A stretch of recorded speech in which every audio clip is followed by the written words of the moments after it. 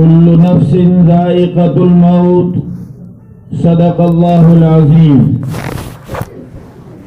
برادران اسلام، جو اس دنیا میں آیا ہے اسے اس دنیا سے جانا ہے۔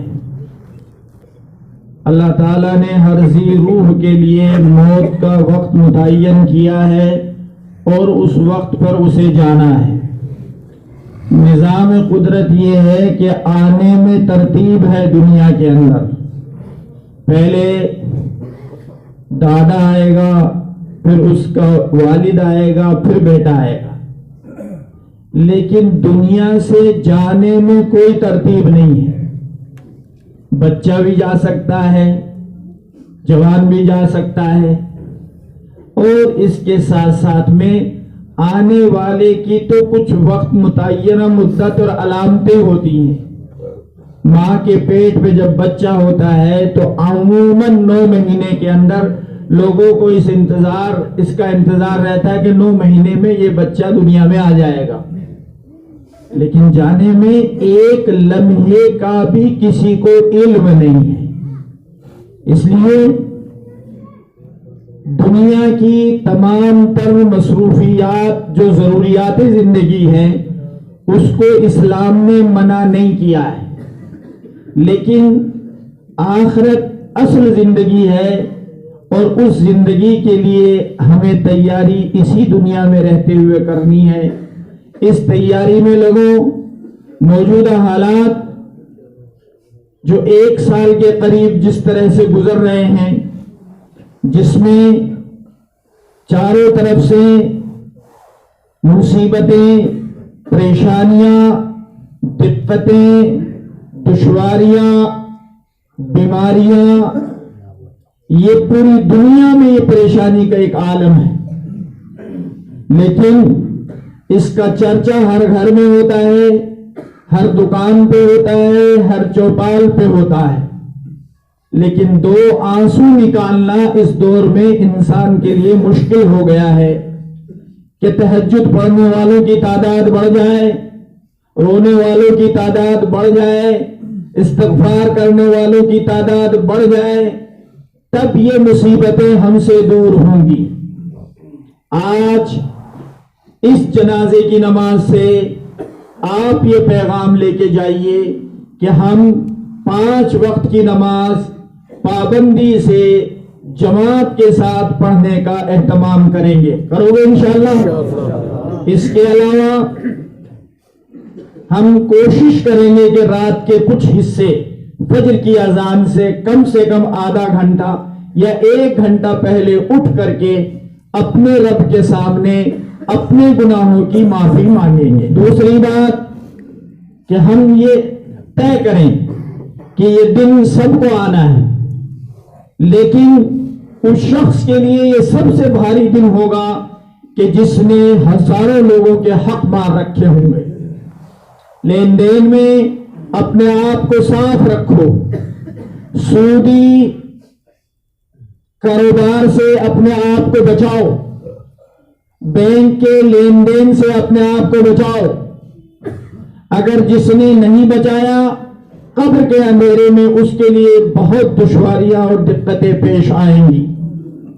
اللہ تعالیٰ نے اس دنیا میں پیٹ بھرنے کا سب کا وعدہ کیا، لیکن سب کو مالدار بنانے کا وعدہ نہیں کیا۔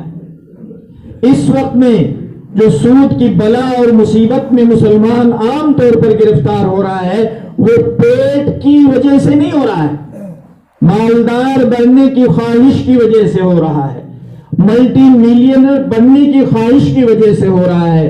اور یاد رکھیے، اگر مالدار بننا انسان ہی کے ہاتھ میں ہوتا تو اس دنیا میں دھرتی پہ کوئی غریب نہ رہتا۔ اس لیے بھائیوں، مال مقدر سے آتا ہے، اللہ نے جتنا لکھا ہے، اب آپ اور میرا یہ اختیار ہے کہ میں اسے حلال طریقے سے حاصل کروں یا حرام طریقے سے حاصل کروں۔ خدا کے واسطے مسلمان اس وقت جھوٹ سے توبہ کر لیں اور بیاج اور سود کی زندگی کو چھوڑ دیں تو ترقی پکڑ لیں گے۔ کوشش کرو جنہوں نے بینکوں سے لون لے رکھا ہے، یا جنہوں نے آپس میں ایک دوسرے کو پیسے دے کر کے اور ویسے ہی طے کر رکھا ہے کہ سال میں مجھے 1000 2 لاکھ 3 لاکھ دے دینا، ایسے سودی ایسے کاروبار سے سچی پکی توبہ کر کر کے آپس کے معاملات کو صحیح کرو۔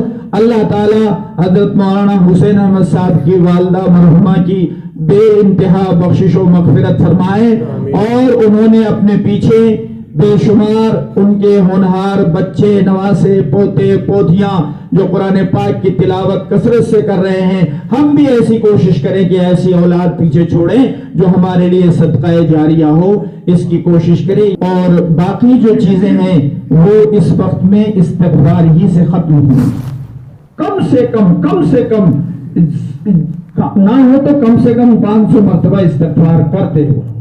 اللہ تعالیٰ استغفار سے آلاؤں اور بلاؤں اور مصیبتوں کو ٹالتا ہے، اور کاروبار کو صاف اور ستھرا رکھو، حلال اور پاکیزہ طیب کمائی کو کماؤ، اور اپنے اولاد کو پنپاؤ۔ یہ گھر سب کو آنا ہے، اس قبرستان میں ہم سب کو آنا ہے، اور اس منو مٹی کے نیچے 3 سوالوں کا جواب ہم کو دینا ہے۔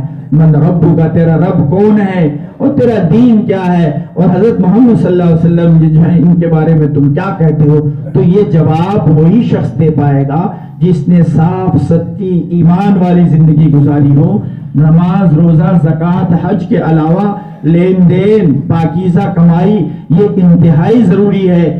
نبی پاک علیہ السلام نے فرمایا، ایک شخص کے بال بکھرے ہوئے ہیں، پریشان پراگندہ حال ہے اور پریشان حال ہے، اور اس کے بعد میں وہ اللہ سے یا ربی کر رہا ہے، حالانکہ اس کا حال یہ ہے کسی کو اس نے گالی دی، کسی کا مال ہڑپ کر رکھا ہے، حرام کھا رکھا ہے۔ آپ نے فرمایا اس کی دعا کسی حال میں بھی قبول نہیں ہوگی۔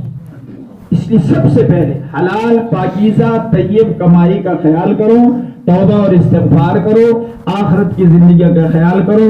ہم سب اس بات کے محتاج ہیں۔ اللہ تعالی ہم سب کو صحیح معنوں میں سچے دین کے طریقے پر چلنے کی توفیق عطا فرمائے، اور اس قبرستان میں جتنے بھی مرحومین ہیں حق تعالی شانو سب کی بخشش و مغفرت فرمائے، اور سب کے درجات کو بلند فرمائے۔